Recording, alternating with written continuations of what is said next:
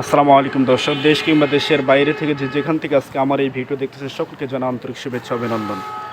দর্শক, প্রতিদিনের ন্যায় আজকে আমি রয়েছি মেসার্স আহমদ আলী ট্রেডার্সের গুডাউনের সামনে। দর্শক, আপনারা দেখতে পাচ্ছেন যে মেসার্স আহমদ আলী ট্রেডার্সের গুডাউনের দরজা খোলা। দর্শক, দরজার সামনে মেসার্স আহমদ আলী ট্রেডার্স নকল কোলেস্টোর থেকে লালি যে ফটকা মরিচগুলো দেখতে পাচ্ছেন, যে আমি সরাসরি আপনাদের দেখানোর জন্য চেষ্টা করতেছি। কারেন্ট এবং জিরা দুইটাই কিন্তু মিক্স রয়েছে। দর্শক, আপনারা দেখতে পাচ্ছেন যে 100 থেকে 90% লাল, 10% কিন্তু সাদা।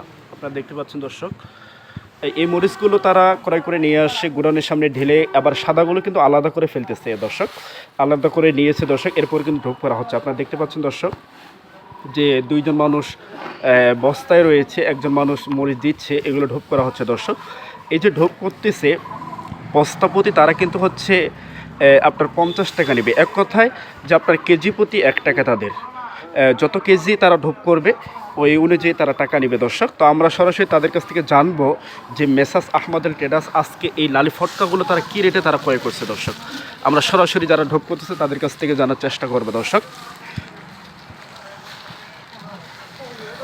আসসালামু আলাইকুম। ওয়ালাইকুম সালাম। ভালো আছেন? ভালো আছি আলহামদুলিল্লাহ।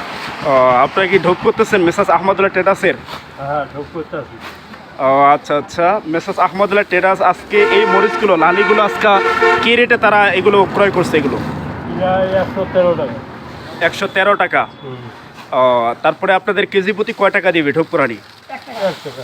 1 টাকা কেজি প্রতি। দর্শক, আপনারা জানতে পারলেন যে কেজি প্রতি 1 টাকা তারা নিবে এবং 113 টাকা কিন্তু তারা ক্রয় করছে। দর্শক, আর মেসার্স আহমদ আলী ট্রেডার্সের কমিশন 2 টাকা। এক কথায় 115 টাকায় কিন্তু তারা পঞ্চগড় কুরিয়ার পর্যন্ত তারা পৌঁছায় দিচ্ছে। দর্শক, আর আপনার যদি কারো প্রয়োজন হয় লাগে, তাহলে মেসার্স আহমদ আলী ট্রেডার্সের নাম্বার আমি স্ক্রিনে দিয়ে দিব। এই নাম্বারে আপনার সরাসরি যোগাযোগ করলে আপনারা এই লালি ফটকা মরিচগুলো পেয়ে যাবেন বাংলাদেশের যে কোনো জেলায় কুরিয়ার কন্ডিশনে। দর্শক, তো দর্শক ভালো থাকবেন, সুস্থ থাকবেন, খোদা হাফেজ।